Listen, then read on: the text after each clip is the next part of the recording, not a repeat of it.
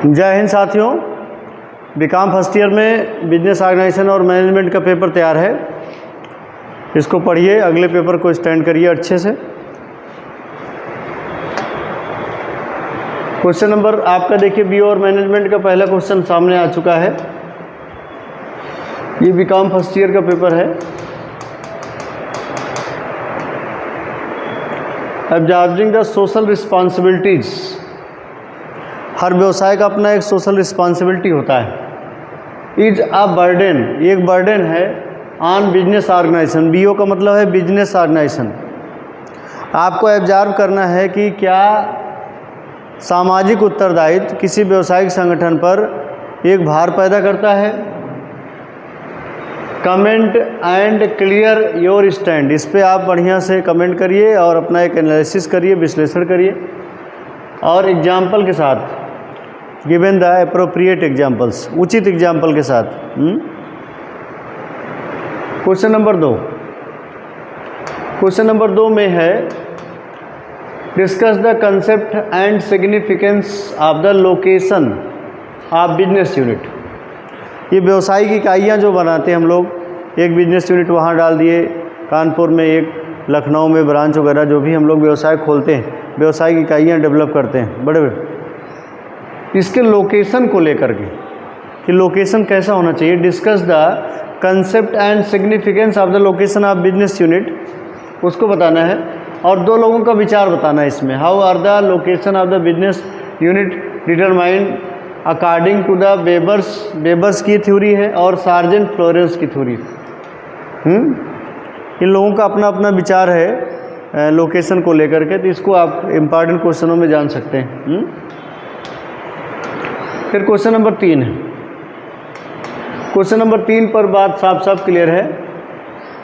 What is the causes, कारण and types of the business combination. पहली बात, business combination क्या है? जब दो बिजनेस एक साथ मिलकर काम करते हैं, जैसे आइडिया वोडाफोन का मामला है।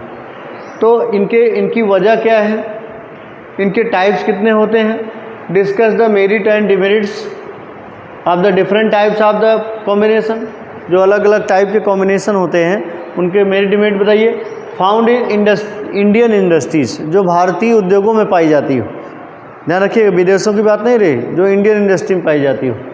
अगला क्वेश्चन है question number next, question number 4। Discuss the contribution of Henry Fayol. आपको पता होगा हेनरी फ्योल कौन थे?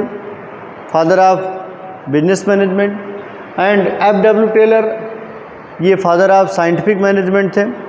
इन दोनों का बिजनेस मैनेजमेंट में क्या कंट्रीब्यूशन है, यानी इनके सारे प्रिंसिपल, उनके सारे प्रिंसिपल, सारे कंसेप्ट आपको लिखना है, कंपैरेटिव। अगला सवाल है question number 5। Explain about the different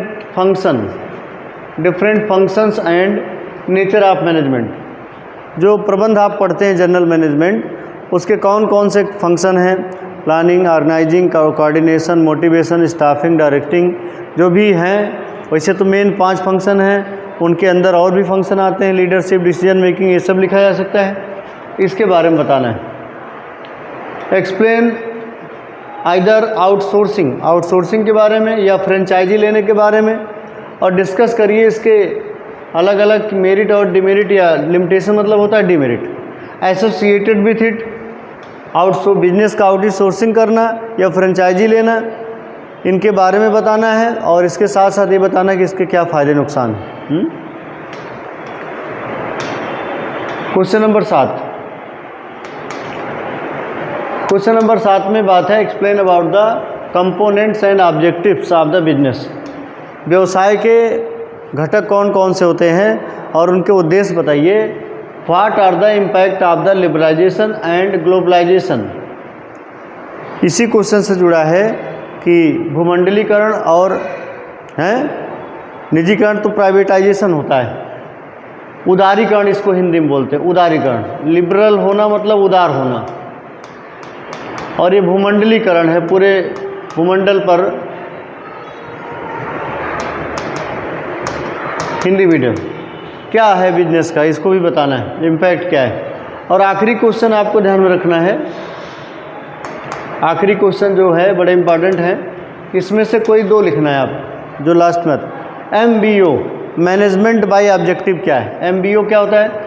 इसको 1954 में पीटर एफ ड्रकर ने दिया था, आपको पता होगा जो लोग पढ़े होंगे।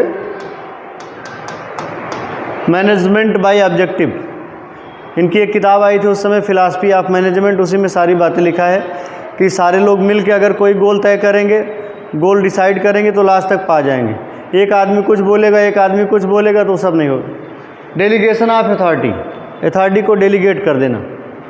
Make in India policy, make in India policy. Skill development movement क्या है? इसमें से 60 आंसर, मतलब वो छोटा वाला सवाल 10-10 नंबर वाले बन सकते हैं। इसको ज़रूर पढ़ें, बड़ा इंपॉर्टेंट चीज़ है। जय हिंद, जय भारत।